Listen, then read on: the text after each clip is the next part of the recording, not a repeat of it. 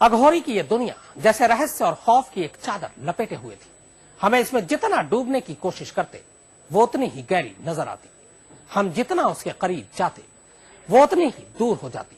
ये दुनिया आबाद तो थी इसी दुनिया के बीच, लेकिन सच्चाई ये थी कि इस दुनिया का आपकी और हमारी दुनिया से कोई वास्ता ही नहीं था।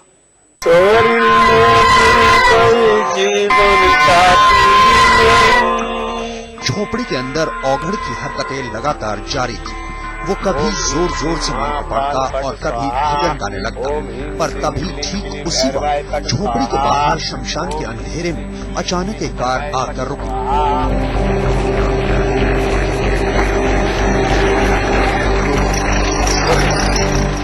कार में बैठे शख्स को यकीनन इस झोपड़ी और उसमें रहने वाले बाबा की पूरी जानकारी थी, क्योंकि कार रोकते ही वो सीधा नीचे उतरा और बाबा के चरणों में लेट गया। वो बेहद परेशान और दुखी दिखाई दे रहा था।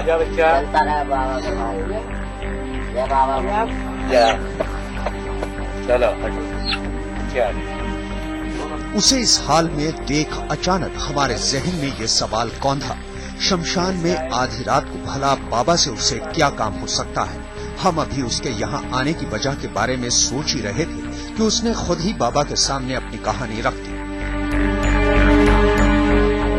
महाकाली मसान घाट, चंडी मादरा मसान घाट।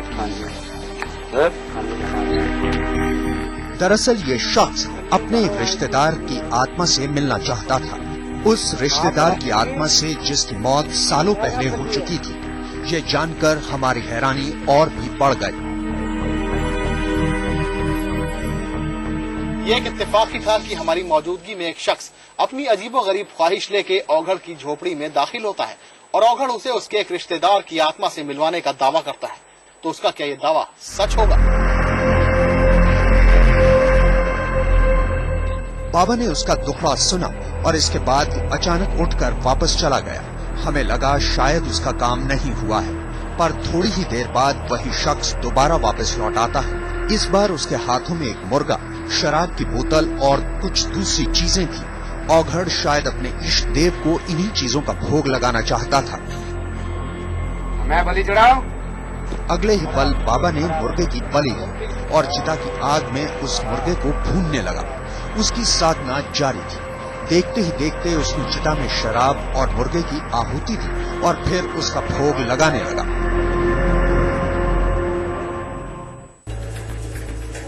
उधर बाबा भोग लगा रहे थे और इधर परेशान भक्त आत्मा से मिलने के लिए बेचैन बैठा बस इंतजार कर रहा था। फिर अचानक ही औघड़ उठा और झोपड़ी से बाहर निकल गया। कौतूहल और जिज्ञासा लिए हमने भी औघड़ का पीछा शुरू कर दिया। वो कुछ बुदबुदाता हुआ गंगा घाट की तरफ बढ़ता जा रहा था। कुछ देर चलने के बाद बाबा अचानक एक जगह पहुंचकर रुक गए, जहां एक चिता जल रही थी। शायद कुछ घंटे पहले ही कोई यहाँ अपने किसी अजीज को जला कर गया था।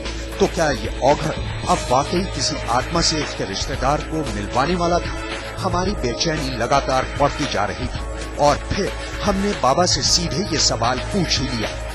बुलाता हूँ अपना क्रिया से, बुलाता हूँ अपनी जाग हवन करता हूँ, उसी के क्रिया से। हवा क्या इसमें कुछ ही नहीं है, एक झटके का हवा जैसे होता है, जैसे पवन जैसी आती है, हवा जैसा आता है। भूत तो कोई दिखाई नहीं देता किसी को, ये आत्मा किसी को नहीं दिखाई देता है।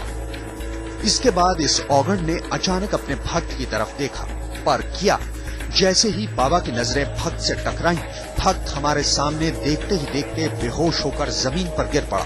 तो क्या सचमुच आत्मा उससे मिलने आ पहुंची थी?